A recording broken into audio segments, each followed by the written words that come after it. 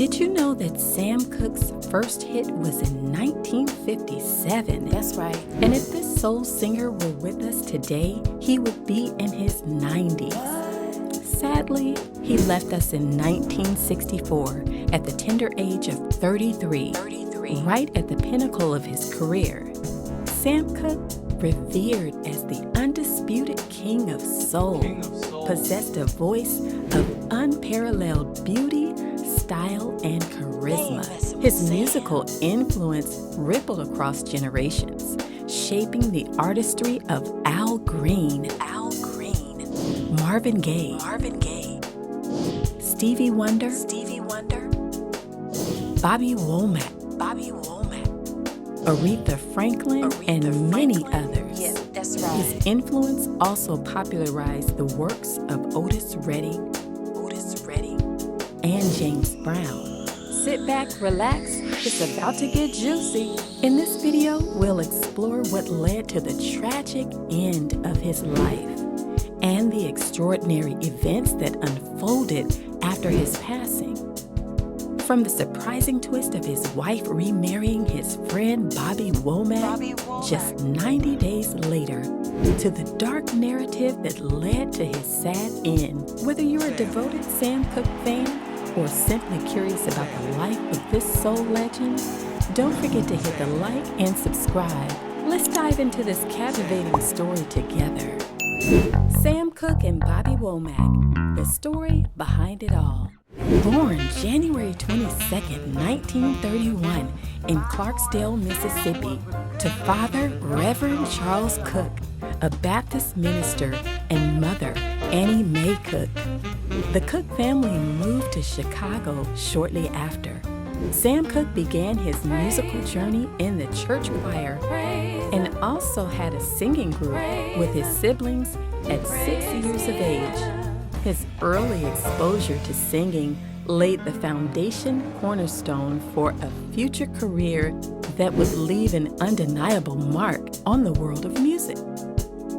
As his childhood unfolded, Cooke's musical talents blossomed, leading him to join the vocal group, the Soul Stirrers, before ultimately venturing onto a solo path.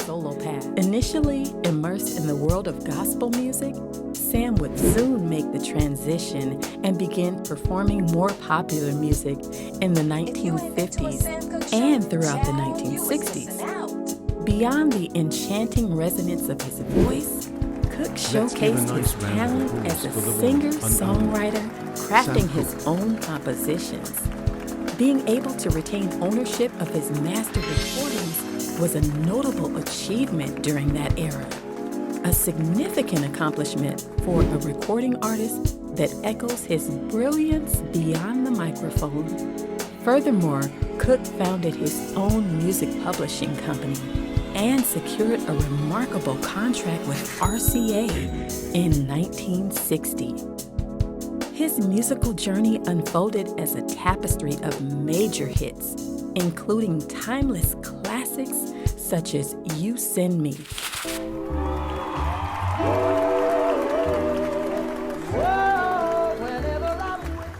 Everybody loves to cha-cha-cha. I told her not to worry. There's only one thing we can do. Wonderful World. But I'm trying to be, for maybe by being at least Cupid. Cupid, please hear my cry and let your arrow fly. Chain Gang. And byways and wearing a frown. You hear them moaning there. Twisting the Night Away. Let's twist the line.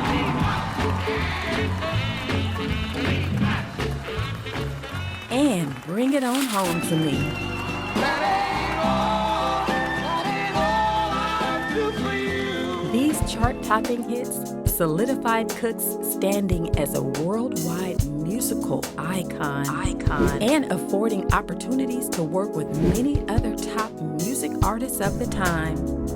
Through television and sold-out nationwide venue performances, Sam Cooke's genuine delivery and soulful style resonated with audiences across generations. ensuring his legacy in the history of music. The day the music stopped. Sam Cooke met a tragic end on December 11th, 1964, at the tender age of 33. The details of the events that unfolded in the early hours of that fateful day remain shrouded in uncertainty. Reports suggest that Cooke had spent the previous evening at Martoni's, a Los Angeles restaurant bar, indulging in drinks and striking up a connection with a woman named Elisa Boyer. Okay. The evening led Nice them to to meet the you. sleazy $3 an hour Hacienda Motel, known for prostitution, drugs, and other illegal activities. Now, let's attempt to break down what we know so far. The woman Sam was with in the room, Elisa Boyer, stated, "After meeting Sam Cooke earlier that night, we spent the evening talking and drinking, just getting to know one another at Martoni's. This place is a so beautiful. real nice restaurant has a good vibe. bar, where all the top celebrities went to grab a bite to eat or just hang out and sip a cocktail or two. I enjoyed talking to him. He was so handsome and smooth. He just lit up the room. Every time I glanced around, I would see a lady at one of those other tables trying to catch his eye. I felt really special that he was putting all his attention on me. I remember when we first started talking, Sam mentioned something along the lines I was thinking on of swinging going by this to other spot, hang out with PJ's. some other folks at another bar. But you know how that goes. Soft music playing, him saying all the right things. It started getting late, and I was feeling a little tipsy. I asked Sam if he'd be a sweetheart and give me a ride home. Of course. He I'll give obliged, you a ride. and we headed off. It's at this point where the story and the details get a little murky. They somehow ended up at one of the worst motels in the city because there are many different speculations and opinions as to what actually led them to the Hacienda Motel. Because if they were solely planning to spend the night together, there were numerous other safe establishments where two people could go and enjoy each other's company in a much better side of town. Now, Elisa Boyer stated that once they were inside the motel room, Sam became physical and forced himself upon her. What? She said that she was sure he would essay her. Bro, you and tripping. then Sam went to use the restroom, and she saw this as an opportunity to escape. She's a runner. She's a track Explaining star. that she quickly jumped up in a rush and fearing he would return to the room, her only thought was to quickly grab her clothes and get out of that room. In a panic, she mistakenly grabbed most of his clothes as well and ran to the manager's office for help, banging on the door, but claims she left before anyone could answer out of fear. She then stated she ran to a payphone down the block, even though that one doesn't is even right in sound front of the believable. motel. It was within the office of the Hacienda Motel that Sam Cooke's life was abruptly cut short. The fatal shot came from Bertha Franklin, the motel's manager. The following account is from Bertha Franklin, manager of the Hacienda Motel. Bertha Franklin stated, "That man came to my office, banged on the door, and shouted, 'Where's the girl? What happened to her? Is she in there?'" Now, this was in reference to Elisa Boyer, the woman who accompanied Sam to the motel that night. The motel manager, Bertha Franklin, shouted back, "I'm in here alone. There's no one else in the office, just me. I don't know what happened to that little gal you was with." When the police arrived, she gave a full account to the officer. She claimed that Sam broke the door open and entered her office enraged. Good evening, ma'am. My name is Detective White. Mrs. Franklin, in your own words, can you explain what happened at your motel tonight? This man laying on the floor came to my office enraged, all upset and banging on my door. This isn't the best neighborhood, but we never seen no trouble like this. Yes, I understand, ma'am. This must have been traumatic for you. Can you continue? Well, like I said, that fella was awfully upset and broke the door open and entered this here office. And I tell you, he was naked from the waist down. You see him right there, wearing one shoe. He Lady, stood there I just hollering, need my pants. banging and car on the keys. counter, That's it. then came on around and physically grabbed me, demanding to know the whereabouts of that woman he came here with. After falling to the floor and tussling with that man, I was able to break free, and I ran to get my pistol. I told him, "Get out of this office and leave my motel," but he wouldn't listen to me. He advanced toward me again, and I wasn't finna let him manhandle me again like he done before. And I told him, "You better stop," while I had that pistol aimed at him. But did he stop? No, sir. And fearing for my life, I just started firing. Now, I believe I hit him once out of the 3 I fired. That's exactly what I did. Well, what happened then, Miss Franklin, after you saw that he was shot? He pulled his hand up from his chest, and it was all red, glaring at me all glassy-eyed, like he was surprised, and said, "Lady, you shot me," and started after me again. That's when I grabbed my broomstick and I hit him in the head a few times. What happened to the gun, Miss Franklin? You didn't fire any more at him? No, I already placed it on top of the counter, where it sits right now. After that, he fell on the floor, where he expired. I only wanted for him to leave. I didn't want no trouble like this. No, sir. No, sir. No trouble. The trial. Will rise. Will the Los Angeles County Coroner's Court please come to order? The Honorable Brian Sharp is the presiding judge today. You may all be seated now. Your Honor, the counsel for the people of Los Angeles County calls its first witness, Miss Bertha Franklin, to the stand. He grabbed both of my arms and started pressing them and asked me where was the girl. I started chicken, and I maybe have a bite. I don't know, but if I tried biting through that jacket. You tried to bite Mr. Cooke? Yeah, I was fighting, scratching, and biting and everything. Finally, I got up and grabbed a fist. I started shooting And how many times did you fire this pistol? 30 times. Did you know you struck Mr. Cooke? Yes, because he said, "Later you shot." Family, friends, and dedicated fans of Sam Cooke have raised both questions and inquiries into the specifics of that ill-fated night. The discrepancies and the wounds on his body at the scene have led many to wonder if Sam was killed elsewhere by a third party before his body was dumped at the Hacienda Motel. Los Angeles County Coroner legal proceedings concluded with a ruling of justifiable homicide, accepting Hacienda Motel manager Bertha Franklin's claim of acting in self-defense. However, since this tragic event, doubts and questions have lingered concerning the circumstances of Cooke's demise. Those close to him and knew his character immediately cast doubt on her far-fetched account of the event.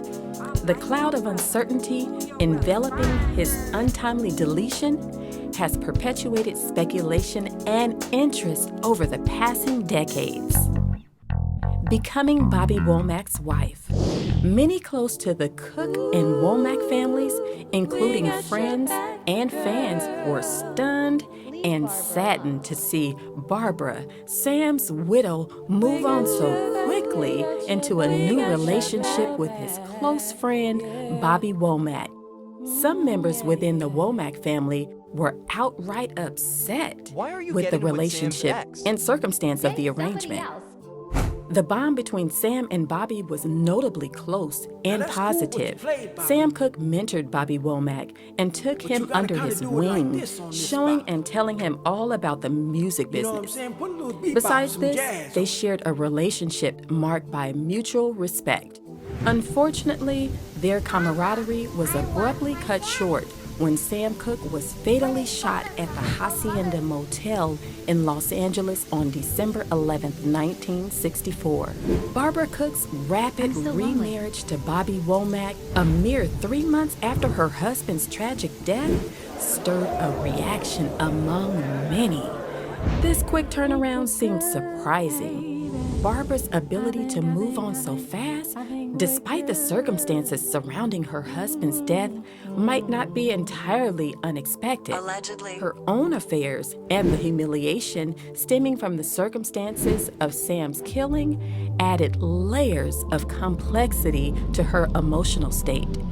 In her vulnerability, Barbara sought solace and protection in Bobby Womack. At the time, she was 29 years old, 10 years his senior, and he was just 19.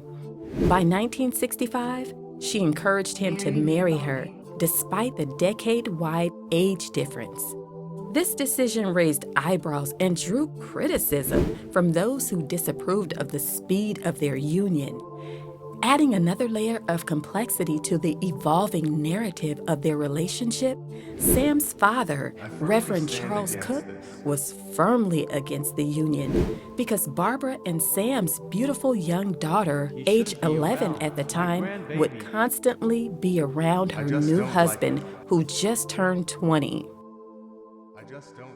The price of Bobby Womack humiliating Sam Cooke in death.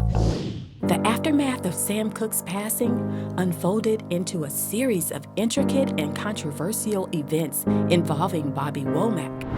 Events that some might describe as the post-humiliation of Sam Cooke. For starters, Bobby Womack arriving at Sam Cooke's funeral wearing one of Sam's expensive suits. Second, pulling up driving Sam's luxury car with his widow Barbara seated beside him. This blatant disrespect raised eyebrows due to the unusual circumstance and was too much for many to bear.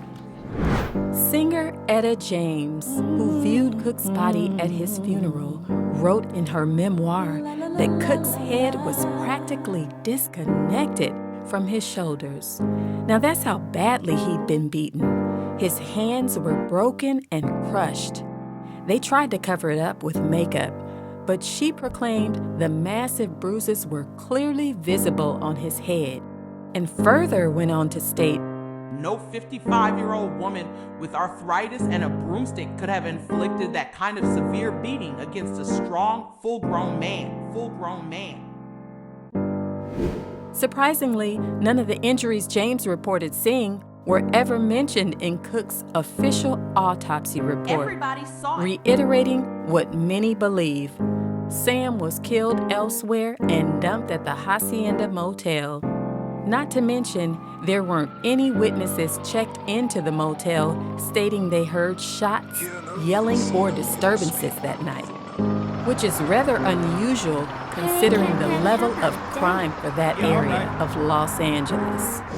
Bobby Womack, do you take Barbara? Yeah, man. Barbara Cooke, do you take Bobby? I do. By the power invested in me, I pronounce you man and wife. Shortly after the two exchanged nuptials, Bobby was confronted at a Chicago hotel by two of Sam Cooke's brothers, Charles and David, where a scuffle ensued, resulting in Bobby Womack leaving the situation with a broken jaw. The reason for the altercation stemmed from Womack remarrying Sam's widow, Barbara, Reverend Charles Cooke's worst fear. The intricacy deepened when it became known that Bobby Womack had been romantically involved with Linda Cooke, Sam Cooke's firstborn daughter, unbeknownst to her mother. A few years later, Bobby and Barbara's marriage ended when she arrived home and found him in bed with her daughter. She grabbed a weapon and shot him, grazing his temple. Bobby then ran from the home and they divorced shortly after. In Bobby Womack's autobiography, he opened up about how he and Linda used to sneak away to share intimate moments, adding another layer of complexity to the already messy situation. In the aftermath of this chaotic period, Linda Cooke underwent a significant transformation, becoming Linda Womack after marrying Bobby's younger brother, Cecil Womack. This is true Together, love. Linda and Cecil formed the musical duo Womack and Womack, marking a new chapter in their lives. However, Bobby Womack's controversial actions did not end there. In 1985, years after Sam Cooke's death, Bobby released a song titled I Wish He Didn't Trust Me So Much. The song delves into his romantic involvement with his late friend's wife, referencing the trust Sam Cooke had placed in him and alluding to the close bond they once shared. The lyrics also expressed Bobby's hidden desire for Cooke's wife. This song shed light on the complicated and contentious nature of Bobby Womack's relationships with Sam Cooke, his wife, and his daughter, adding another layer to the controversy surrounding their intertwined lives. In another twist to this unfolding saga, Barbara and Bobby ended up having a son named Vincent, named after her late son, Vincent Lance Cooke, from then-husband Sam, that tragically drowned when he was 18 months. This further fueled the complexities of their relationships, leaving an enduring legacy of controversy that would forever be etched into the chapters of their intertwined lives. Barbara Cooke and Bobby Womack, end of an era. In 2014, Bobby Womack passed away. Womack, at the age of 70, left this world. Prior to his death, he openly acknowledged not having communication with Barbara, Linda, or his brother Cecil for several years. Moving forward to September 2021, news surfaced that Barbara Campbell Cooke had passed away at the age of 85. This marks the conclusion of an era, leaving behind the legacy of Sam Cooke and the complex interweaving of lives that define their shared history.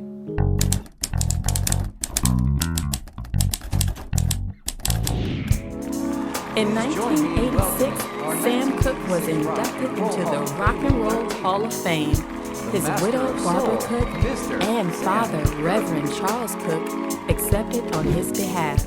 Sam Cooke's music has undeniably left a lasting imprint on generations and remains a strong force resonating with vital social movements. A Change Is Gonna Come stands out as a beacon song, transcending time to address various societal struggles that still persist to this day. Originally launched in 1964, the song drew inspiration from Sam Cooke's personal encounters with racial discrimination and his aspirations for a brighter future.